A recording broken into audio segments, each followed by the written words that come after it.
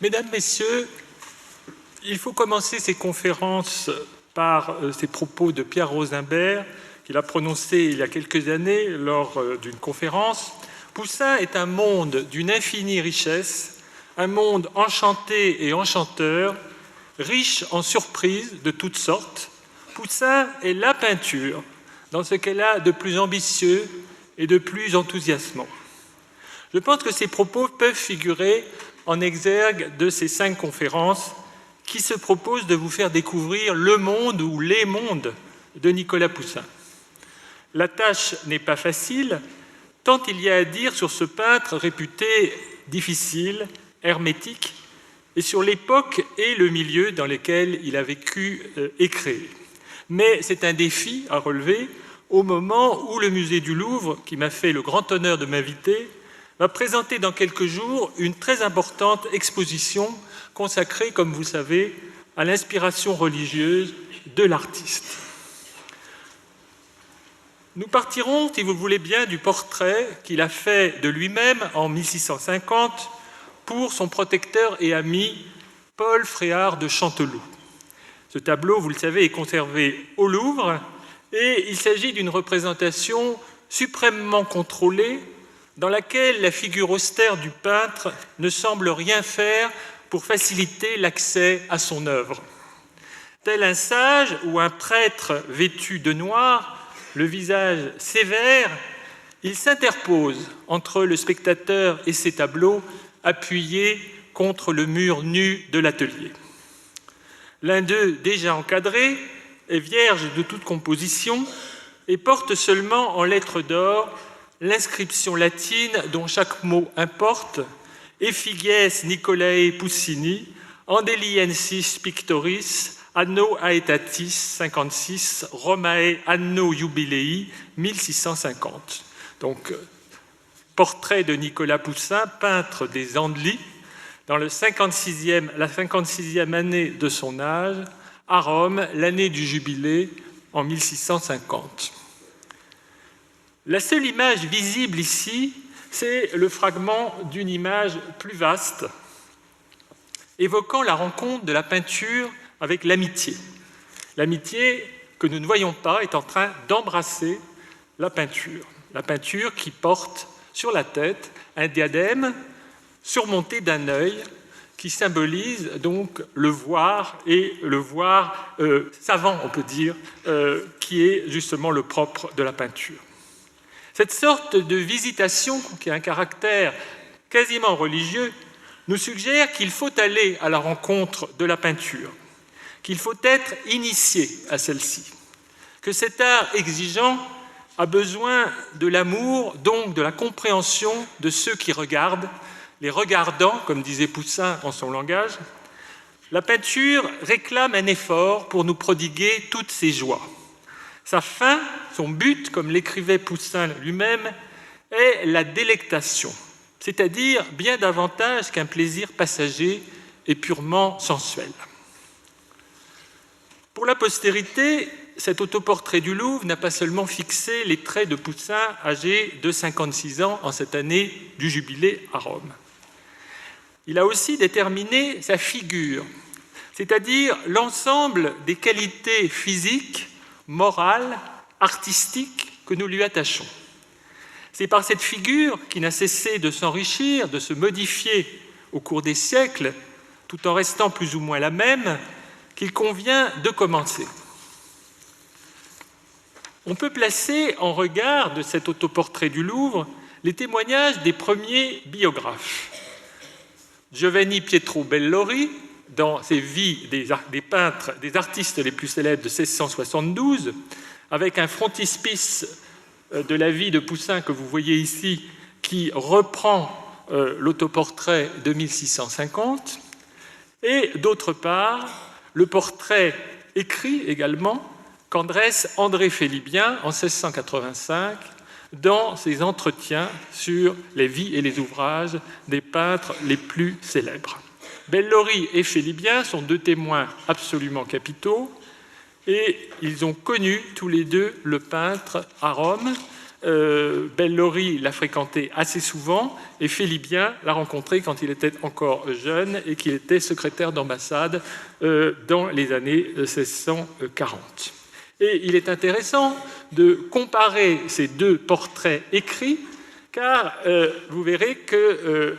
qu'ils sont à la fois semblables et avec quelques légères variantes intéressantes. Le portrait de Bellori dit ceci: de haute stature, il avait un corps bien proportionné et un rare tempérament.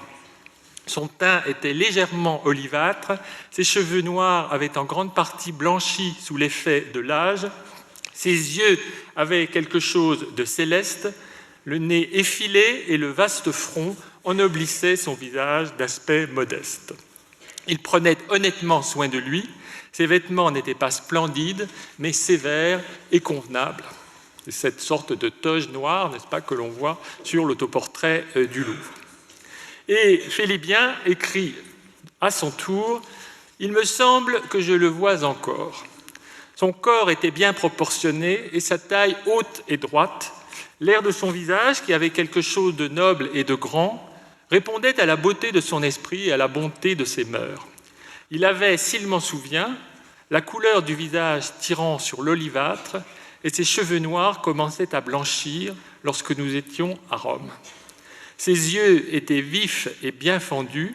le nez grand et bien fait, le front spacieux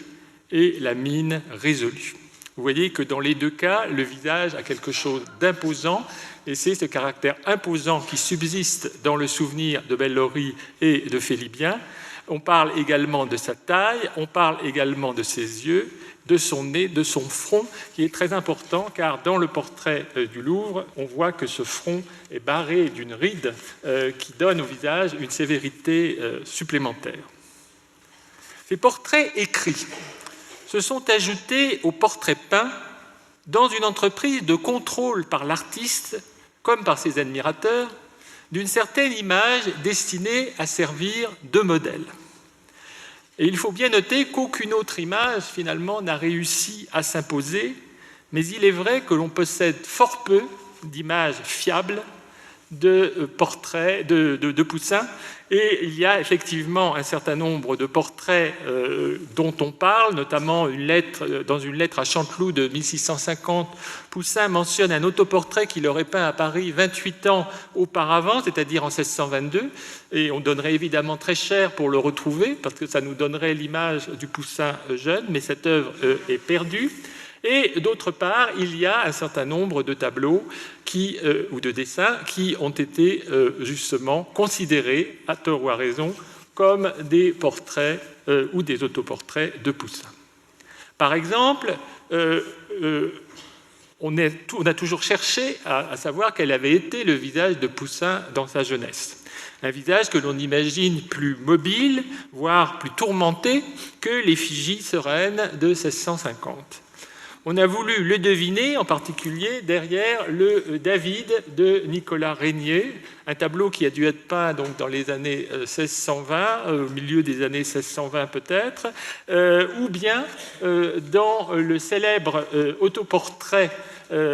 soi-disant autoportrait à la sanguine du British Museum de Londres, où une longue inscription qui est située sous le dessin nous indique que cet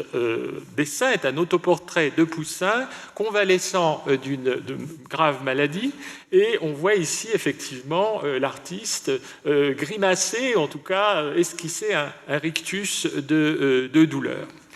Mais ce dessin a été récemment rejeté, avec de très bonnes raisons, du catalogue des dessins de l'artiste, car l'exécution ne correspond en rien à ce que l'on peut savoir, ce que l'on peut connaître des autres œuvres de Poussin, et d'autre part, la manière qu'a l'artiste ici de se présenter ne semble pas du tout correspondre justement à cette sorte de quant à soi que l'on rencontre à différents moments de la vie de Poussin. Donc nous sommes sans doute bien ennuyés, mais l'autoportrait de Londres n'est sans doute pas le visage de Poussin, et il faut donc essayer de deviner à quoi pouvait ressembler le jeune homme des années 1620-1625. Il y a également un autre autoportrait, cette fois-ci authentique, peint en 1649, un an avant celui du Louvre, est destiné à Jean Pointel, qui était l'autre grand amateur parisien de Poussin, avec Chanteloup, et cet autoportrait est conservé à Berlin. Il semble plus indécis et quelque peu mélancolique, malgré la solennité de la mise en page,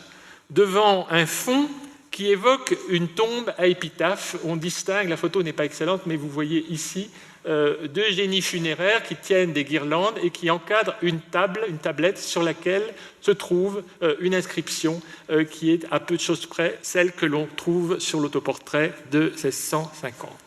Donc le tableau, plus que celui du Louvre,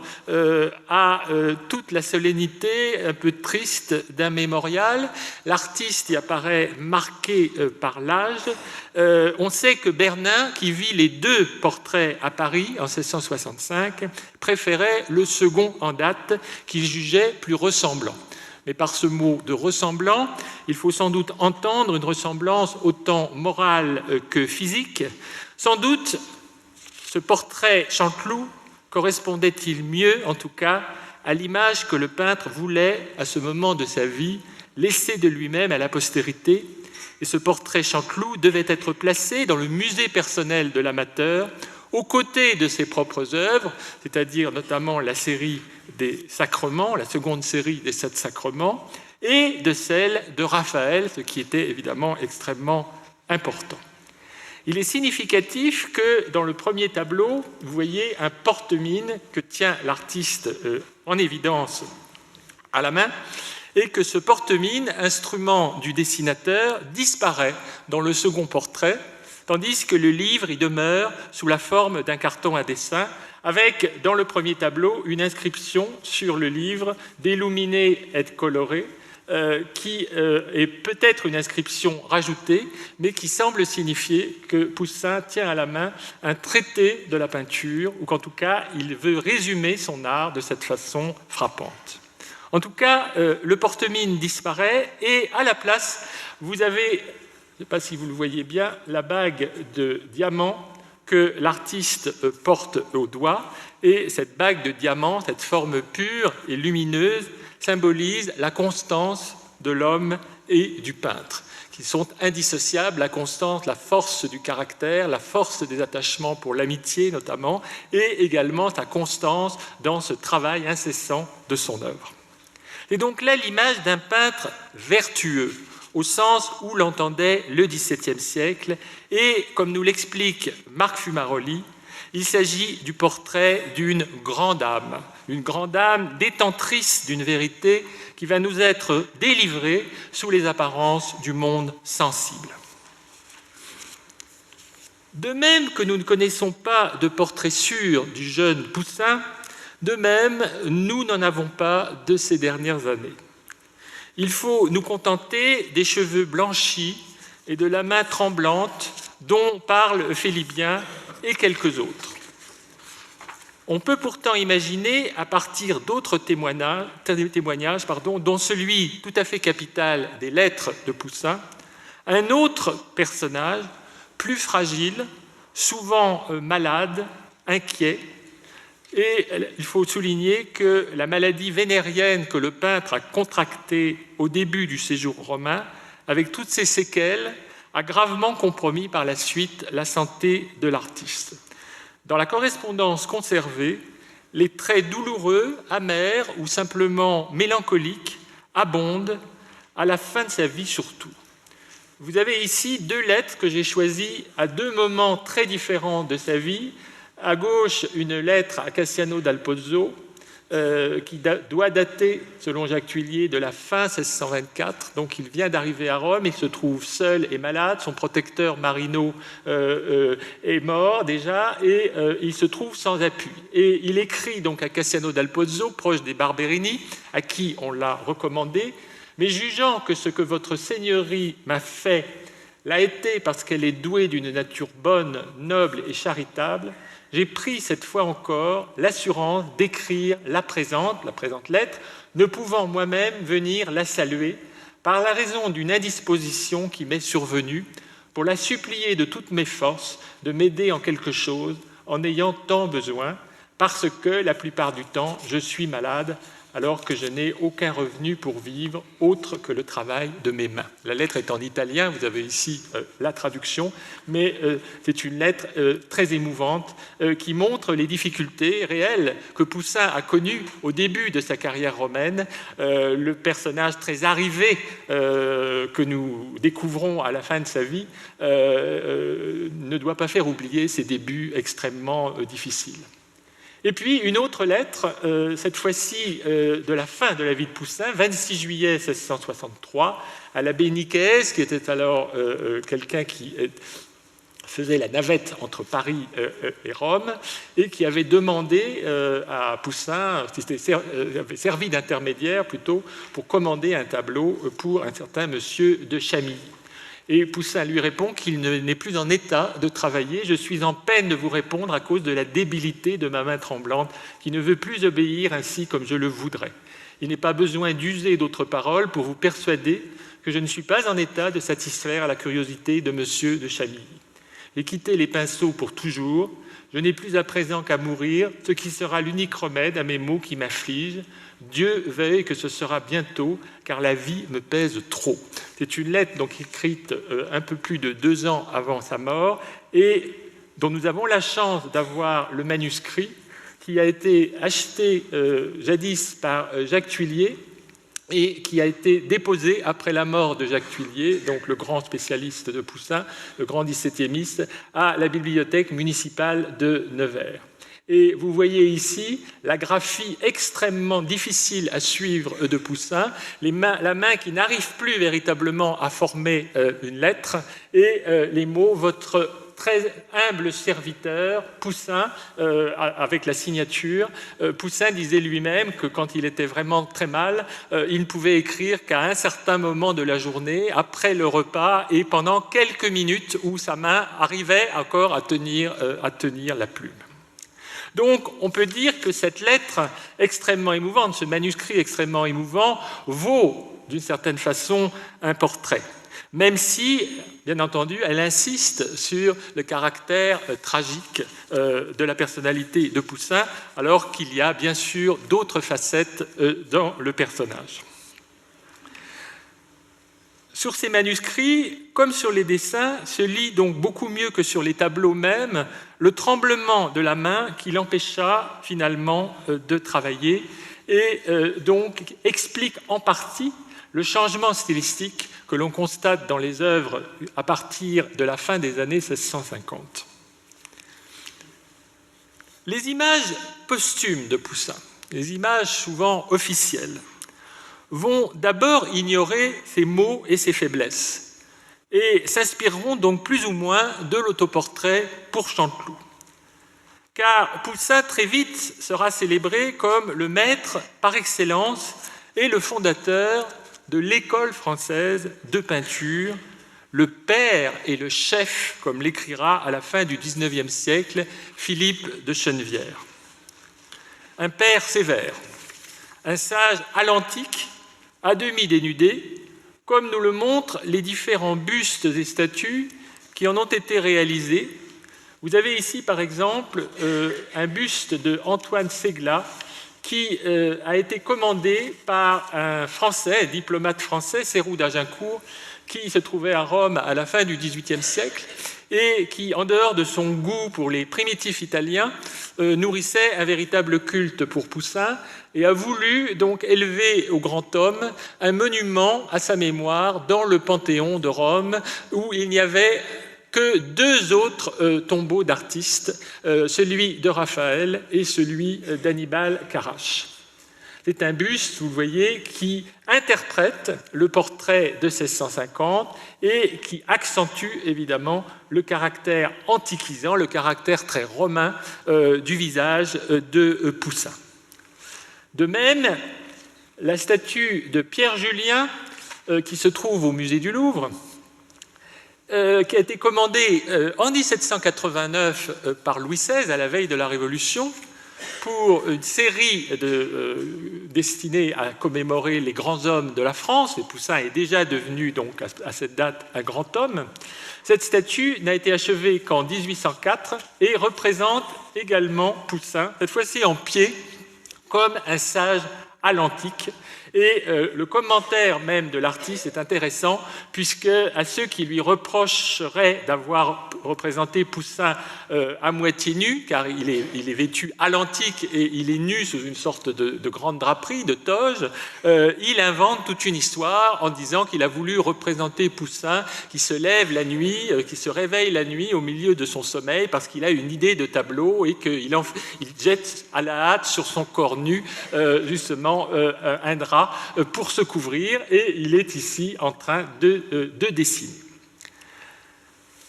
Nous avons également une présence très forte de Poussin dans des tableaux ou des décors que l'on pourrait qualifier d'officiels, à une époque où domine un style néoclassique dont Poussin est justement l'un des inspirateurs. Et c'est ainsi qu'il va siéger sur un plafond du Louvre que vous voyez ici à droite de l'image, un plafond de Meignier destiné à la salle du Châtel, que l'on peut encore voir dans le musée. La salle du Châtel est une des salles qui se trouve à droite du palier de la Victoire de Samothrace. Une commande donc de la monarchie restaurée pour glorifier justement l'école française de peinture en 1822. Et nous avons ici, trônant sur un nuage, Poussin, le Sueur et Lebrun, qui sont considérés donc comme la triade fondatrice de l'école française de peinture. Nous y reviendrons dans un instant, mais sur un rouleau que tient Poussin à la main, il est indiqué le titre de deux de ses tableaux les plus célèbres à cette époque, l'Arcadie, c'est-à-dire les bergers d'Arcadie, et Eudamidas, c'est-à-dire le testament d'Eudamidas. Un peu plus tard, en 1827, Ingres fait figurer Poussin aux côtés de Corneille, au premier plan à gauche de l'apothéose d'Homère, qui, je vous le rappelle, était à l'origine un plafond destiné à une salle du musée Charles X et qui ensuite a été enlevé et remplacé par une copie. Un peu plus tard encore, et on pourrait multiplier les exemples, Paul Delaroche donne à Poussin une place d'honneur dans le décor de l'hémicycle de l'École des Beaux-Arts. Et là, nous sommes en 1840 et Poussin est présenté à côté des artistes dessinateurs, puisque Delaroche a pris soin de distinguer sur cette vaste composition les peintres dessinateurs des peintres coloristes. Alors c'est une image assez froide, une image assez académique, si l'on veut, de Poussin. Mais en même temps, cette image très convenue, et qui correspond évidemment à une certaine intention de construire une école française de peinture et de lui donner des origines solides, cette image est en même temps concurrencée, on pourrait dire même corrigée, par une imagerie d'ordre sentimental. Et cette imagerie, elle est extrêmement intéressante aussi à étudier. Par exemple, une lithographie de Pierre Nolasque-Bergeret, destinée au volume sur la Normandie, des voyages pittoresques dans l'ancienne France du baron Taylor, très vaste entreprise, tout à fait magnifiquement illustrée par les grands artistes de l'époque. Eh bien, dans le volume sur la Normandie, qui était le premier à paraître dans la série, 1820, Bergeret a réservé une petite lithographie à Poussin dans le chapitre consacré aux Andelys. Nous reparlerons des Andelys la semaine prochaine, c'est la ville natale de Poussin. Et bien entendu, d'une manière tout à fait conventionnelle, Poussin est représenté enfant prodige, en train de dessiner un Christ sur un mur dans la maison de ses parents. C'est une anecdote sentimentale qui a été véhiculée par des biographes qui étaient un peu en mal de sensationnel. Il y a assez peu de choses sensationnelles dans la vie de Poussin, il y a assez peu de choses attendrissantes. Donc, évidemment, il a fallu inventer, et on on a choisi un lieu commun que l'on trouve quasiment dans toutes les vies de grands artistes. Rappelez-vous, par exemple, Giotto dessinant un mouton sur une pierre, etc., etc. En 1831, il s'agit cette fois non pas d'une image, mais d'un roman, Balzac, dans le chef-d'œuvre inconnu, qui date de 1831, donc, fait de Poussin, âgé de 18 ans, un de ses héros qui arrive à Paris et qui va entrer dans l'atelier du peintre Pourbus et qui va ensuite entrer en contact avec un personnage tout à fait fantastique et cette fois-ci complètement inventé, Frauenhofer, qui est le véritable héros du chef-d'œuvre inconnu et qui est une sorte d'allégorie de l'incapacité à créer. Donc on voit Poussin en face, hein, avec le bel avenir évidemment de grand artiste qui l'attend, confronté à cette figure tragique. Chateaubriand, un autre grand romantique, rend aussi hommage à Poussin à plusieurs reprises. Il lui fait élever en 1828 à Rome, alors qu'il est ambassadeur, dans l'église de San Lorenzo in Lucina, où Poussin avait été inhumé en 1665, un monument qu'il commande à 3 jeunes artistes qui sont alors à Rome, Léon Vaudoyer, l'architecte, qui conçoit le plan même, le dessin général du monument, Louis Despéré, un jeune sculpteur qui est chargé de reproduire donc en bas de la stèle le célèbre tableau des bergers d'Arcadie, qui reste vraiment le must, si j'ose dire, de cette époque, et Paul Lemoine, sculpteur, qui va réaliser un portrait assez sévère, là aussi, dans le goût antiquisant de Poussin, qui est placé dans une niche. Il s'agit d'un cénotaphe qui ne couronne pas le véritable tombeau de Poussin, mais Chateaubriand y attachait une très grande importance, et il revient à plusieurs reprises, d'ailleurs, dans les Mémoires d'Outre-Tombe et dans le passage consacré notamment à Rome, à cette figure de Poussin, figure qu'il associe d'ailleurs tragiquement au temps qui passe, à la mort qui vient, à la vieillesse, et c'est le leitmotiv qui revient souvent dans l'œuvre de Chateaubriand. Et un peu plus tard, en 1844, dans La vie de Rancé, qui est le dernier livre publié de Chateaubriand, 4 ans avant sa mort, il évoque également, au moment où son héros, Rancé, le fondateur, l'abbé de la Trappe, séjourne à Rome, il évoque la figure de Poussin. Il rappelle d'ailleurs au passage que lui, Chateaubriand, a fait élever un monument à Poussin, et il évoque un tableau qui était également très célèbre à l'époque, et qui l'est toujours d'ailleurs, L'hiver ou le déluge, 4e épisode des 4 saisons du musée du Louvre. Et il écrit ceci, cette phrase très célèbre: « Ce tableau rappelle quelque chose de l'âge délaissé et de la main du vieillard. Admirable tremblement du temps. Souvent, les hommes de génie ont annoncé leur fin par des chefs-d'œuvre. C'est leur âme qui s'envole. » Donc une interprétation, vous voyez, extrêmement personnelle du tableau, et en même temps une intuition, si l'on veut, d'ordre quasiment stylistique, puisqu'il reconnaît dans ce tableau aussi le tremblement de la main du peintre, et ce tremblement de la main du peintre, et le tremblement même de la touche, de la peinture sur le tableau, c'est justement le tremblement du temps, et ce tremblement est qualifié d'admirable, ce qu'il n'était pas, il faut bien le noter, à la fin du XVIIe siècle, où l'on préférait des tableaux mieux construits et mieux peints. L'œuvre de vieillesse de Poussin a été fortement revalorisée par les romantiques et notamment par Chateaubriand. Et enfin, on pourrait évoquer un autre très beau tableau, très émouvant, qui se trouve à Aix-en-Provence, au musée Granet. Et François-Marius Granet, grand peintre provençal, qui a été aussi conservateur du château de Versailles, en 1834, expose au salon un tableau qui n'est pas tout à fait achevé, et qui représente la mort de Poussin, assisté dans ses derniers moments par le cardinal Massimi, que l'on voit ici donc debout au pied du lit, dans une pièce extrêmement nue et pauvre, car à l'époque, on est persuadé que Poussin est mort dans la misère, est mort dans le dénuement, ce qui était faux, et au-dessus du lit funéraire, on voit une version un peu arrangée des bergers d'Arcadie dans la version du Louvre, et cela sans doute pour rappeler une autre scène célèbre dans l'imagerie des peintres, la mort de Raphaël, avec la transfiguration, le dernier tableau de Raphaël qui aurait été placé justement au-dessus de son lit de mort. Mais cette imagerie n'est pas tout, et il faut maintenant évoquer les œuvres de Poussin lui-même, car elles ont aussi contribué à modeler une figure, un visage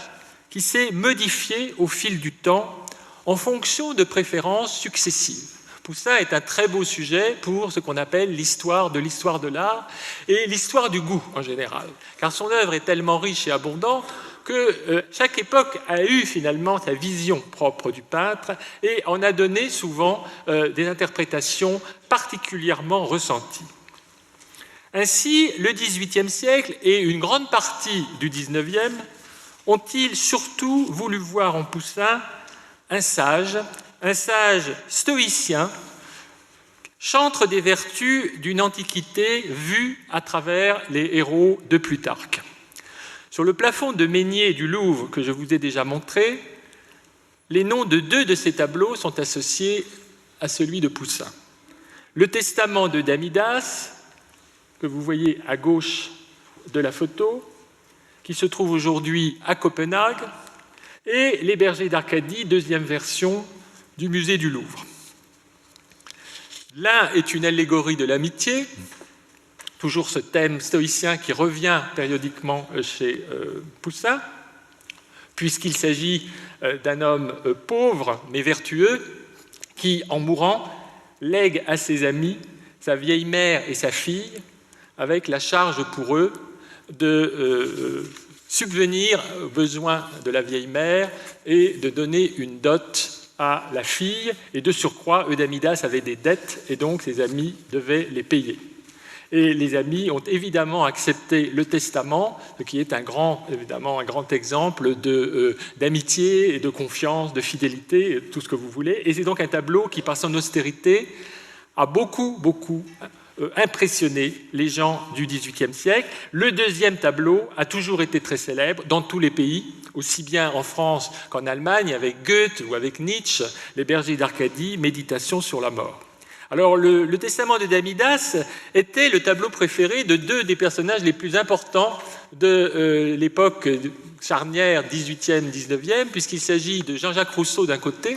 et de Napoléon Bonaparte de l'autre. C'est-à-dire que ces deux grands hommes, à des titres très divers, préféraient chez Poussin ce tableau comme exemple de vertu pour Jean-Jacques Rousseau et pour Napoléon, sans doute surtout aussi comme un modèle à donner aux peintres, puisqu'il dira lui-même à vivant de nom qu'il faut que l'école française de peinture se régénère et prenne Poussin comme exemple. Un autre tableau, La mort de Germanicus, qui est aujourd'hui aux États-Unis, musée de Minneapolis, et qui date de 1627, est un tableau très important parce qu'il a été admiré énormément à Rome au cours du XVIIIe siècle et il a longtemps passé pour l'un des modèles absolus, insurpassables, d'une peinture d'histoire à caractère héroïque. Et dans toute l'Europe, les artistes néoclassiques y ont trouvé la matrice d'une de leurs compositions favorites, c'est-à-dire le héros mourant, gisant sur son lit,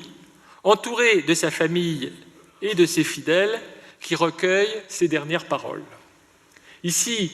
Poussin a composé la scène un peu comme un bas-relief à l'antique, en s'inspirant notamment d'une mort de Méléagre, qui était un sarcophage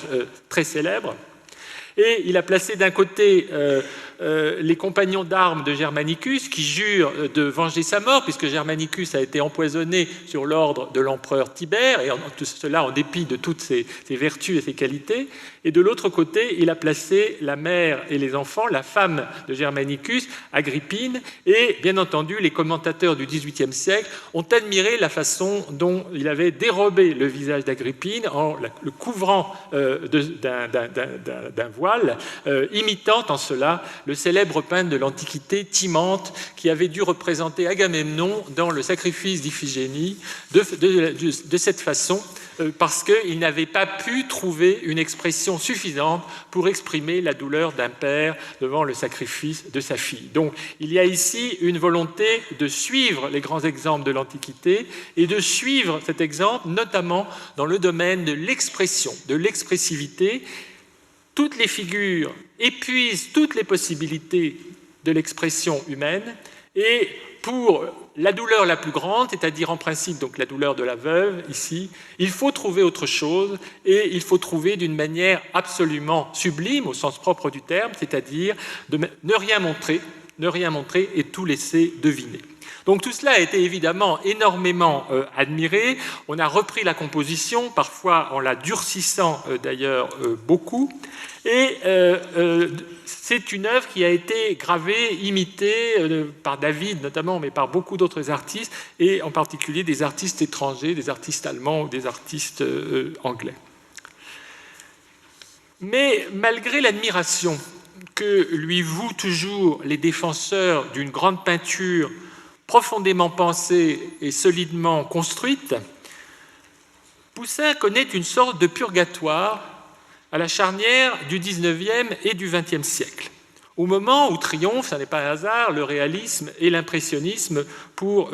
faire vite. Et il est de bon temps à cette époque, autour de 1880-1900, comme le fait la snob Madame de Cambremer dans « À la recherche du temps perdu » de Proust, de déclarer Poussin, je cite, « le plus barbifiant des raseurs ». Pour la faire revenir sur son jugement, le narrateur de la recherche glisse malicieusement dans la conversation que M. Degas assure qu'il ne connaît rien de plus beau que les Poussins de Chantilly. Madame de Cambremer s'enferre et dit « Je ne connais pas les Poussins de Chantilly, mais je connais ceux du Louvre qui sont des horreurs. » Et à ce moment-là, le narrateur répond « Mais M. Degas les admire aussi beaucoup. » Et à ce moment-là, elle répond cette chose extraordinaire « Il faut que j'aille les revoir. » Et pourtant, malgré cette méconnaissance qui est due à la difficulté sans doute de l'art de Poussin, mais aussi à cette image un peu sclérosée qui est devenue la sienne au fil des années, on peut dire que c'est la sévérité même de Poussin qui le sauvera d'abord pour la postérité, car après le néoclassicisme à la fin du XVIIIe siècle, on va connaître une autre période de retour à l'ordre qui se situe dans l'entre-deux-guerres. André Gide, Paul Valéry, Paul Jameau, qui a été conservateur au Louvre, et d'autres font du peintre un garant de valeurs artistiques éternelles, pérennes, comme la construction, l'équilibre, la clarté.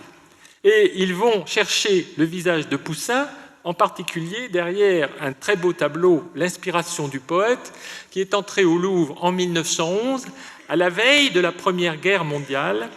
Et Valéry pense sans doute au tableau de Poussin lorsqu'il écrit en 1919, en reprenant son grand livre, son livre de jeunesse, Introduction à la méthode de Léonard de Vinci de 1895, il écrit à propos de cet Apollon qui est en train d'inspirer le poète, de lui dicter par son geste le premier vers de son poème. Il reconnaît un Apollon qui, je cite, repousse le mystère, qui ne fonde pas sa puissance sur le trouble de nos sens, qui ne fonde pas sa puissance sur le trouble de nos sens. Et donc, c'est un Apollon suprêmement maître de lui, suprêmement équilibré. De même, on peut dire qu'André Gide, dans son livre sur Poussin, qui date de 1945, il paraît donc juste à la fin de la Seconde Guerre mondiale, va insister beaucoup sur le caractère intellectuel de l'art de Poussin, mais tout de suite pour affirmer que si Poussin n'était qu'un intellectuel, eh bien finalement son art ne nous toucherait pas comme il nous touche. Et en fait, ce peintre intellectuel, c'est aussi un peintre qui a une très grande conscience de la matérialité de la peinture, de la sensualité des modèles, et au fond, Poussin est l'artiste idéal pour Gide. Gide reconnaît en lui sa double nature, sa propre double nature, fasciné par le classicisme et par l'ordre et par une certaine austérité qu'il a affichée parfois, et en même temps quelqu'un de très sensuel et attiré donc aussi par tout ce que la peinture peut offrir d'enchantement. De même, on va se fonder sur un tableau comme le Jugement de Salomon de 1648 du musée du Louvre pour voir en Poussin un peintre parfait de la construction, de l'équilibre, et on peut dire aussi l'image parfaite de l'équité et de l'exigence. Et pourtant, ce tableau, quand on le regarde longuement, peut paraître grinçant, peut paraître dur, peut paraître même désagréable au regard, mais la figure de Salomon qui domine la scène de son trône et dont le double geste précède justement le jugement qu'il va rendre, semble montrer justement le génie du peintre comme celui qui choisit, comme celui qui détermine, comme celui qui construit et qui équilibre. C'est un des tableaux les plus symétriques de toute l'histoire de la peinture, et c'est un tableau qui est construit même sur ce principe d'équilibre, avec évidemment de subtiles variantes pour que le tableau justement ne soit pas ennuyeux. Les paysages qu'admirait tellement, notamment Cézanne, à la fin du XIXe siècle, sont également vantés comme des exemples indépassables de vérité et d'harmonie, et on y voit souvent des sortes de confessions du peintre, de portraits du peintre, surtout quand il y ajoute un sujet, comme c'est le cas ici, dans le paysage avec Diogène jetant son écuelle du musée du Louvre, un des plus beaux qu'il ait peint, un des plus grands aussi par la taille, où on voit au premier plan le philosophe Diogène qui se débarrasse du dernier bien qu'il possède, c'est-à-dire une simple écuelle dont il se servait pour boire et pour manger, au moment où il aperçoit au bord d'une mare un jeune berger qui est en train de boire simplement dans le creux de sa main. C'est un sujet qui avait été rapporté notamment par des historiens de la philosophie antique et que Poussin a réintroduit ici dans le cadre d'un grand paysage pour montrer aussi sans doute la toute-puissance de la nature, cette nature que le philosophe va finalement accepter de rejoindre totalement dans un abandon, dans un dépouillement de toutes les richesses. On a là effectivement une œuvre qui, sous des dehors d'extrême construction, d'extrême rigueur, d'extrême contrôle, est une œuvre profondément émouvante, mais il faut évidemment ici se donner un peu de mal et essayer de la lire et de la comprendre. Cézanne était beaucoup plus sensible à l'équilibre des formes, à l'harmonie entre les figures, les arbres, les rochers, etc. Et il a vanté les paysages de Poussin comme justement des modèles insurpassables. Il y a également dans l'œuvre de Poussin des œuvres qui viennent contredire finalement l'image du Poussin trop sévère, du Poussin que nous avons rencontré jusqu'à présent. C'est le Poussin de jeunesse, le Poussin sensuel, le Poussin érotique, avec des œuvres qui sont réalisées au début de son séjour romain, 1625, 1626, le problème des dates reste toujours extrêmement délicat. Et ici, des œuvres d'une grande hardiesse, comme la nymphe endormie dévoilée par un satyre de la National Gallery de Londres, que vous voyez à gauche, et la très belle nourriture de Bacchus de 1626, avec la nymphe étendue, épanouie au premier plan, un tableau qui a toujours beaucoup compté pour les amateurs de peinture au XXe siècle, à la suite notamment d'André Gide, qui a reproduit le tableau avec un détail dans son livre de 1945. Et ce sont ces œuvres sensuelles, ces œuvres érotiques, qui vont contribuer à enlever à la figure de Poussin ce qu'elle peut encore présenter de compassé. Aujourd'hui, on pourrait dire que c'est ce Poussin-là qui retient peut-être davantage les amateurs, qui les séduit. En tout cas, dans la première moitié du XXe siècle, ces tableaux ont été reconsidérés, grâce notamment à Cézanne, qui disait qu'il voulait marier des épaules de femmes à des courbes de collines. L'expression est très belle et très connue, et qu'il voulait donc faire du tableau une sorte de mélange entre le nu et le paysage, donc plutôt pour des raisons formelles, mais aussi, bien sûr, pour des raisons justement de facilité d'accès, car ces œuvres sont évidemment posent moins de problèmes d'iconographie, moins de problèmes de signification que d'autres.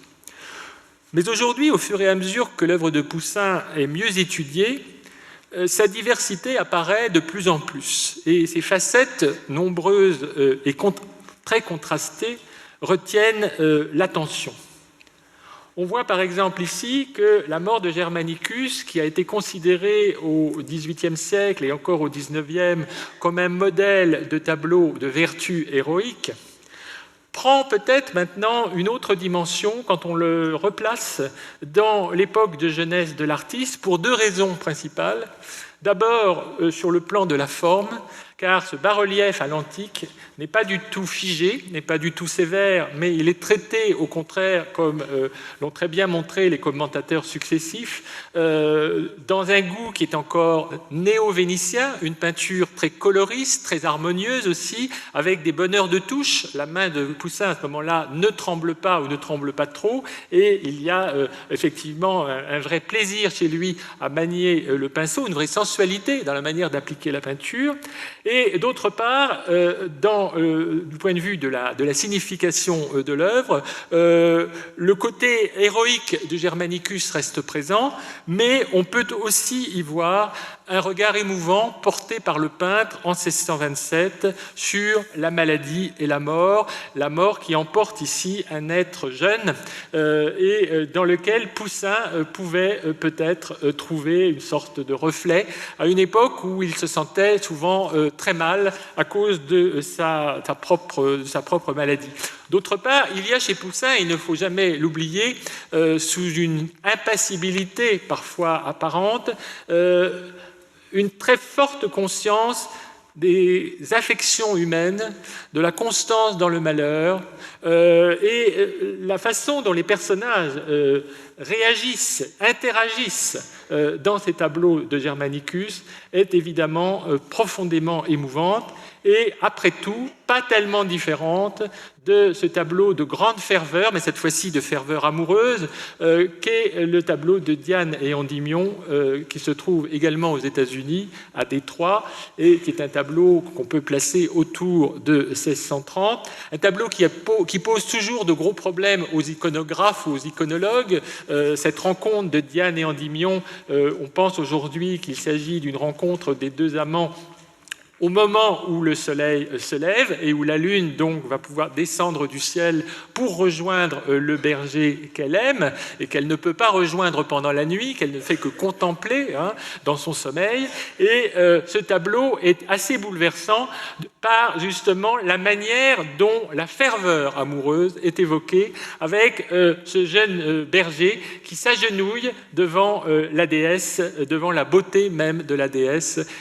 comme le peintre finalement devant une beauté qu'il perçoit parfois comme difficile à atteindre, voire inaccessible. D'un autre côté, bien sûr, la dimension religieuse de la création poussinienne, qui a été longtemps négligée et même plus ou moins refusée par certains grands poussinistes comme Anthony Blunt, réapparaît aujourd'hui dans toute son originalité et sa tension. Un tableau comme la Déploration sur le Christ mort du musée de Dublin, la National Gallery de Dublin de 1657, est un tableau à première vue très désagréable à regarder à cause justement de la raideur de la composition, à cause de l'aigreur des couleurs, à cause de ces juxtapositions de bleu, de rouge, de vert, de violet, et à cause du décor, qui est un décor funèbre véritablement, un décor tout gris, d'une très grande sévérité. Et pourtant, cette œuvre mérite d'entrer dans la suite des œuvres religieuses, des chefs-d'œuvre religieux du XVIIe siècle, à cause justement d'une volonté d'exprimer tout le tragique qui est contenu dans la scène et d'une manière extrêmement retenue, sans qu'il soit besoin, là encore, d'un pathétique inutile. Cette œuvre, donc, nous interpelle encore aujourd'hui et je pense que l'exposition du Louvre, qui va ouvrir dans quelques jours, va permettre de rouvrir le dossier de Poussin, peintre religieux, et de reconsidérer tout cet aspect de sa création sous un autre angle et de montrer que là aussi, il peut nous réserver de grandes surprises. Donc, on n'en a jamais véritablement fini avec Poussin. Et sa figure, qui mêle, comme vous l'avez vu, plusieurs visages, est une figure sans cesse recomposée. On peut dire que dans certains tableaux, cette figure apparaît tout en se dérobant, et il ne faudrait évidemment pas tomber dans un travers, je dirais, néo-romantique, qui consisterait à voir absolument et systématiquement dans chaque tableau, et notamment dans les tableaux de la vieillesse du peintre, un autoportrait. Il y a dans chaque tableau une part très forte de la personnalité de Poussin que l'on peut voir représentée. En même temps, il y a chez ce peintre, jusqu'à la fin, une certaine volonté de détachement. Une volonté, comme le disait Paul Desjardins dans un livre un peu oublié aujourd'hui qui s'appelle « La méthode des classiques français », qui date de 1904, la volonté de se tenir au-dessus de son ouvrage, c'est-à-dire d'en méditer tous les tenants et aboutissants, de méditer le sujet d'une manière approfondie, de façon à se sentir libre ensuite de le traiter comme il le veut et de le traiter à chaque fois surtout d'une façon inédite, car, comme le dit Poussin dans une de ses lettres, « je ne suis pas de ceux qui chantent toujours sur le même ton ». Or, ce sujet de l'Apollon amoureux de Daphné, qui est son dernier tableau inachevé, 1664-1665, il n'a pas pu le terminer à cause justement de sa main tremblante, et il l'a donné à son ami le cardinal Massimi. Ce dernier tableau a parfois été considéré, peut-être un peu abusivement, comme une sorte de confession de l'artiste, puisque le tableau montre Apollon qui reçoit de Cupidon une flèche qui est une flèche qui va lui donner de l'amour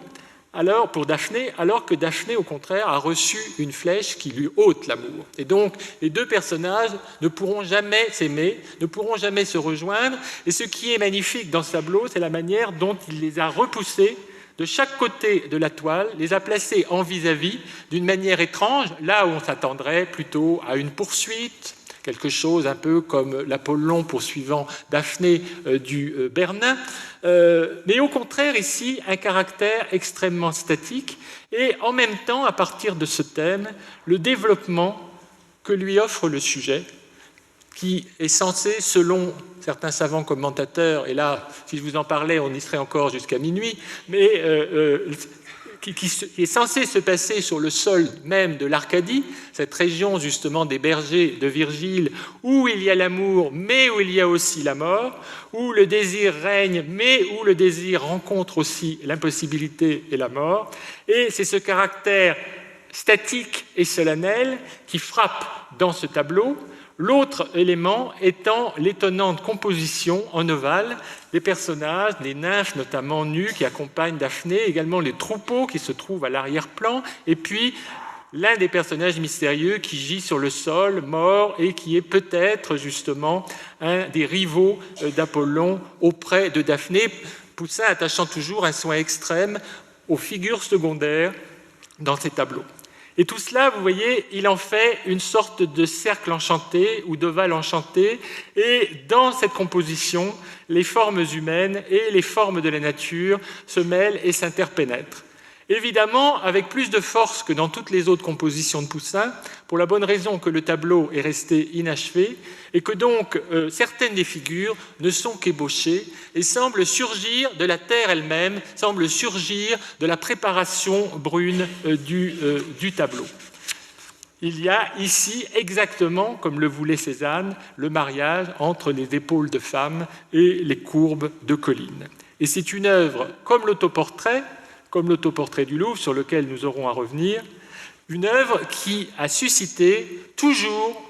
beaucoup de commentaires et de lectures diverses. On peut s'impatienter devant toutes ces gloses, certaines très savantes, certaines qui paraissent inutiles, mais en même temps, il faut reconnaître que peu de peintres ont suscité autant de discours et les ont suscités parce que, justement, elles mêlent d'une manière indissociable l'érudition avec la sensibilité. Une chose en tout cas est certaine, derrière ces visages de Poussin, ce n'est plus seulement un grand modèle d'art ou de vertu que nous cherchons,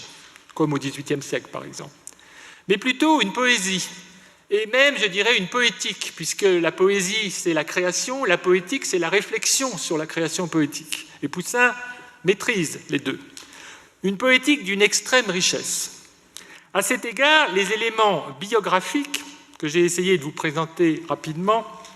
les jugements, les théories, ne suffisent pas.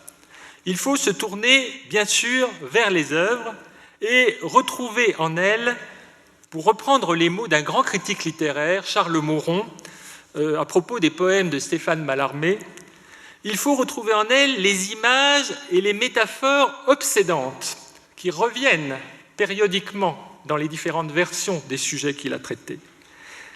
Des métaphores obsédantes que les tableaux mettent en mouvement et qui construisent la figure de Poussin, qui construisent ce que Mauron appelait le mythe personnel de l'artiste. On peut donc appliquer à Poussin, je crois, certaines des approches d'une critique thématique